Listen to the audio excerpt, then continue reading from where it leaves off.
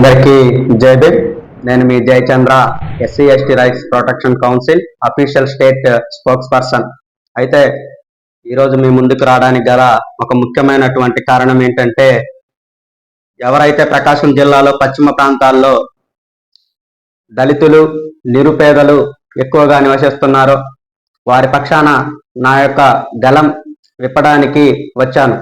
అయితే దళితులు ఎక్కువగా ఎదుర్కొంటున్నటువంటి సమస్యలు ఏంటి అంటే, ప్రకాశం జిల్లాలో అత్యధిక శాతం మంది దళితుల చెందినటువంటి భూములు ఆక్రమణలకు గురి కావడం ఆశ్చర్యం.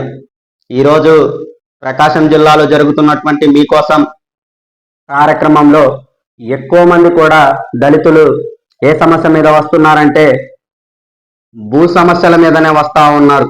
అనేకమైనటువంటి రైతులు కాళ్ళు అరిగేలాగా కలెక్టరేట్ చుట్టూ తిరుగుతా ఉన్నారు. ఇక్కడికి వచ్చినటువంటి బాధితులకి ఒక రసీదు ఇచ్చి దానిని కలెక్టర్ కార్యాలయం నుంచి కింద సిబ్బందికి ఫార్వర్డ్ చేయడం జరుగుతుంది, ఎంఆర్ఓ గారికి, సర్వేయర్ గారికి. అయితే ఈ యొక్క దళితుల సమస్య ఎక్కడైతే ఉందో, ఎక్కడ తిరిగి కలెక్టరేట్కి వస్తున్నారో అక్కడి నుంచి మళ్ళీ ఎంఆర్ఓ కార్యాలయాలకు వెళ్ళడంపై చాలా మంది అసహనానికి గురవుతా ఉన్నారు. ఈ సమస్యను సాక్షాత్తు నేనే అనుభవించాను.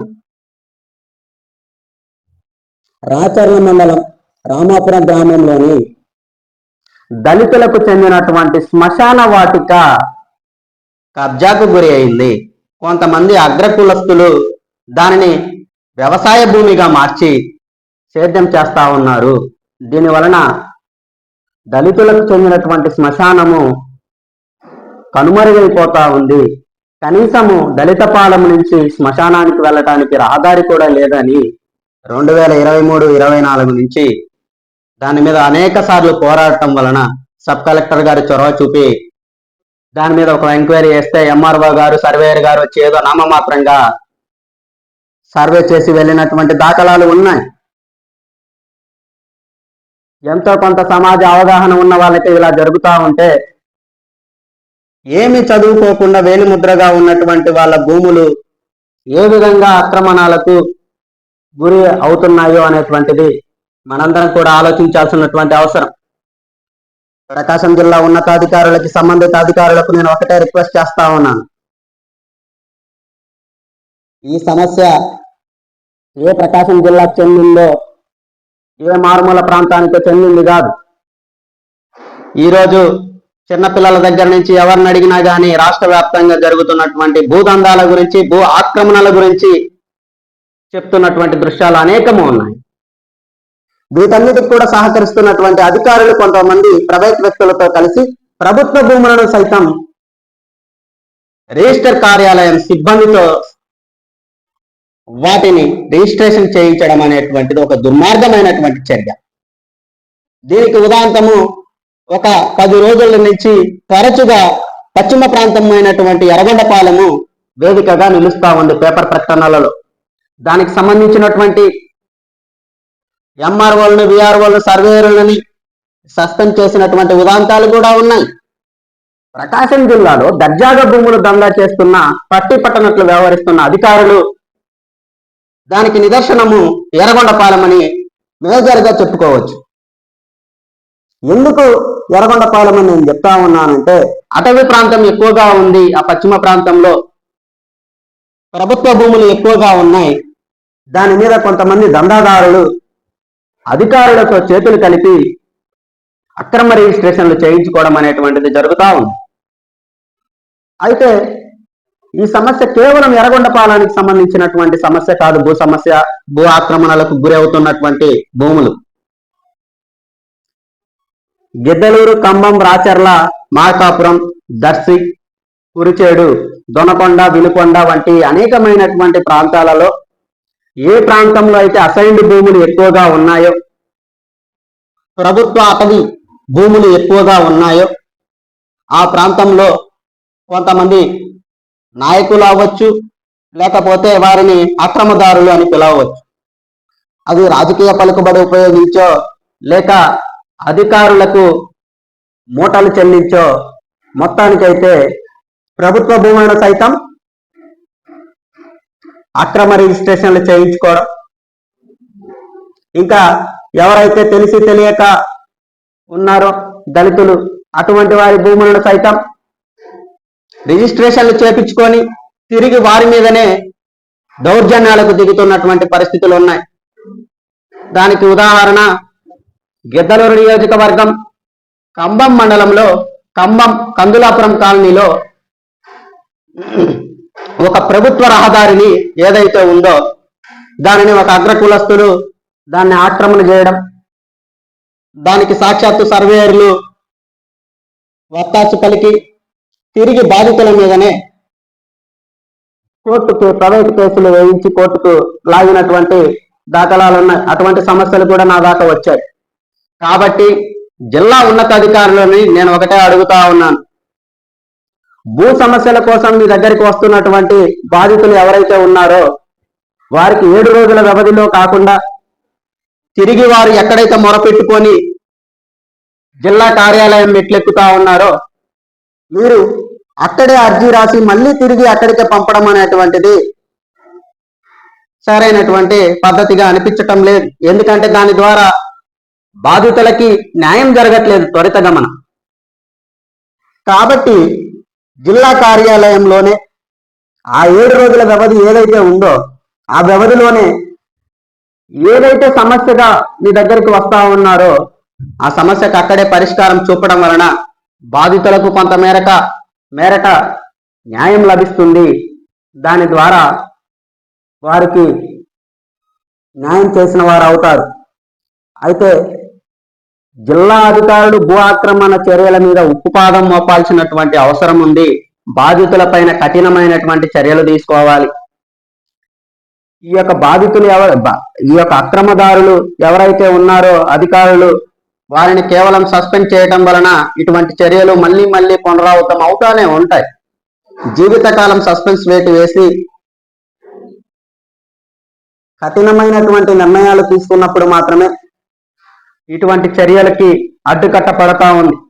ఇంకొక విషయం ఏంటంటే ప్రభుత్వ భూములు అని తెలిసి కూడా ప్రైవేటు వ్యక్తులతో చేతులు కలిపి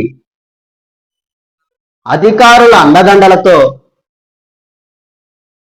ఈ యొక్క ప్రైవేటు భూములని రిజిస్ట్రేషన్ ద్వారా ప్రైవేటు వ్యక్తులకి కట్టబెడుతున్నటువంటి రిజిస్టర్ సిబ్బంది కార్యాలయం మీద కూడా ఒక విజిలెన్స్ కమిటీ అనేటువంటిది వేసి వారి మీద విచారణ చేపట్టి వారి మీద కూడా కఠినమైనటువంటి చర్యలు తీసుకుంటే ఇటువంటి చర్యలకు అడ్డుకట్ట వేయటం జరుగుతుంది. రిజిస్టర్ కార్యాలయంలో ప్రతి ఒక్క విషయం తెలిసే జరుగుతూ ఉంది. అవి ప్రభుత్వ భూముల, ప్రైవేట్ భూముల, లేకపోతే రిజిస్టర్ భూముల, అసైన్డ్ భూముల, సీలింగ్ భూముల అనేటువంటిది కొంతమందికి అవగాహన లేకున్నా రిజిస్టర్ కార్యాలయం సిబ్బందికి ఖచ్చితంగా అవగాహన ఉంటుంది. ఏ సర్వే నెంబర్లో రిజిస్ట్రేషన్ చేస్తుంటే ఏ సర్వే నెంబర్ ఏ ప్రభుత్వానికి సంబంధించింది, ఏ ప్రైవేట్ వ్యక్తులకు సంబంధించింది, లేదా అంతకుముందు ఎవరి పేరు మీదనైనా ఇది రిజిస్టర్ ల్యాండ్గా ఉందా, వారి సంతకాలు ఉన్నాయా అనేటువంటిది ఖచ్చితంగా కూడా రిజిస్టర్ కార్యాలయ సిబ్బందికి తెలియకుండా జరగడం అనేటువంటిది జరగదు, నాకు తెలిసిన అవగాహన మేరకు. కాబట్టి ఈ ఉదాంతము జరిగినటువంటి ఎర్రగొండపాలెంలో అధికారులు, జిల్లా అధికారులు ఆ ఎంఆర్ఓని, విఆర్ఓని, సర్వేయర్ను సస్పెండ్ చేసి చేతులు దులుపుకున్నటువంటి దృశ్యం ఉంది మన దగ్గర. అదేవిధంగా దానికి సహకరించినటువంటి రిజిస్టర్ కార్యాలయం సిబ్బంది పైన కూడా విచారణ చేపట్టి వారి మీద కూడా కఠినమైనటువంటి చర్యలు తీసుకున్నప్పుడు మాత్రమే ఇటువంటి చర్యలు పునరావృతం కాకుండా ఉంటాయి అనేటువంటిది మా ఉద్దేశం. కాబట్టి ఈరోజు అనేకమైనటువంటి దళితులు రాష్ట్ర వ్యాప్తంగా తమకు ఉన్నటువంటి భూమిని కోల్పోవడం జరుగుతుంది. ఎంతో మంది రైతులకు అన్యాయం జరుగుతూ ఉంది. ఈరోజు ఎంఆర్ఓ ఆఫీసులలో జరిగినటువంటి తప్పిదాలకి సంవత్సరాల కాలంగా ప్రజలు తిరుగుతున్నటువంటి అనేకమైనటువంటి సంఘటనలు ఉన్నాయి. ఆన్లైన్లో తప్పుగా నమోదు అయి అది ఇంకొకరి పేరు మీదకి వెళ్తే వారు దాన్ని ఆన్లైన్ చేసుకొని పాస్బుక్లు పొందినటువంటి సంఘటనలు అనేకం ఉన్నాయి. కాబట్టి ఈరోజు ఒక జటిలమైన సమస్యగా తీసుకుంటే ప్రకాశం జిల్లాలో కానీ ఆంధ్రప్రదేశ్ రాష్ట్రంలో కానీ భూ సమస్యలని దర్జాగా అక్రమదారులు అక్రమ రిజిస్ట్రేషన్లు పొందుతా ఉన్నారు. దాని ద్వారా పేద బడుగు బలహీన వర్గాలకు చెందినటువంటి దళితులకి అన్యాయం జరుగుతూ ఉంది. దీని మీద మాట్లాడేటువంటి వ్యక్తులు ఎవరు లేకపోవడం గమనార్హం. సాక్షాత్తు ఎవరైతే బాధ్యతగా వ్యవహరించి పేద ప్రజలకు అండగా నిలవవలసినటువంటి అధికారులే ప్రైవేటు వ్యక్తులతో చేతులు కలపడం ఇది ఎంతవరకు కరెక్ట్? కాబట్టి మేమేం డిమాండ్ చేస్తా ఉన్నామంటే, ఒక సమస్య ఇది నిజంగా ఆక్రమణకు గురైంది అనేటువంటి సందర్భంలో జిల్లా ఉన్నతాధికారులు ఎవరైతే దాన్ని నిగ్గుగా తేలుస్తారో ఆ సంఘటన జరిగిన తర్వాత వారిని కేవలం సస్పెండ్ చేయకుండా అధికారులని జీవితకాలపు సస్పెన్స్ వేటు వేసి అప్పటి వరకు ఈ ఉద్యమం కోసము వారు ఎంతో పోరాటం చేసినటువంటి ఆ బాధిత కుటుంబానికి ఆర్థిక సహాయాన్ని కూడా నష్టపరిహారాన్ని అందించి వారి ద్వారా ఎవరైతే రిజిస్టర్ కార్యాలయ సిబ్బంది ఉన్నారో వారి తప్పిదం కూడా ఎంతో కొంత ఉంటుంది. కాబట్టి వారి మీద కూడా కఠినమైనటువంటి చర్యలు తీసుకున్నప్పుడు ఇటువంటి చర్యలు మరలా జరగడానికి ఎంతో కొంత అడ్డుకట్ట వేసిన వారుగా ఉంటారు. కాబట్టి మేము ఒకటే కోరుతా ఉన్నాం, పేద బడుగు బలహీన వర్గాలకు చెందినటువంటి దళితుల భూములను మీరు కాపాడాల్సినటువంటి అవసరం ఉంది. వారికి అండగా నిలవలసినటువంటి అవసరం ఉంది. దీనికి సంబంధించినటువంటి ఉన్నతాధికారులు ప్రభుత్వ మంత్రివర్యులు కూడా ఈ సమస్య ఒక జటిలమైనదిగా తీసుకొని ఈ సమస్యల మీద చొరవ చూపి దీనికి ఒక సమస్యకి పరిష్కారంగా ఒక నివేదికను తయారు చేసి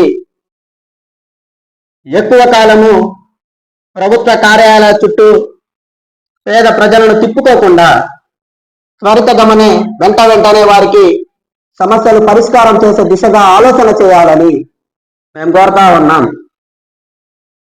ఎవరైతే బాధితులుగా ఉన్నారో, ఎవరైతే భూమిని కోల్పోయారో తిరిగి వాళ్లే మాకు న్యాయం చేయండి అని సంవత్సరాల కాలంగా ప్రభుత్వ కార్యాలయాల చుట్టూ తిరగడం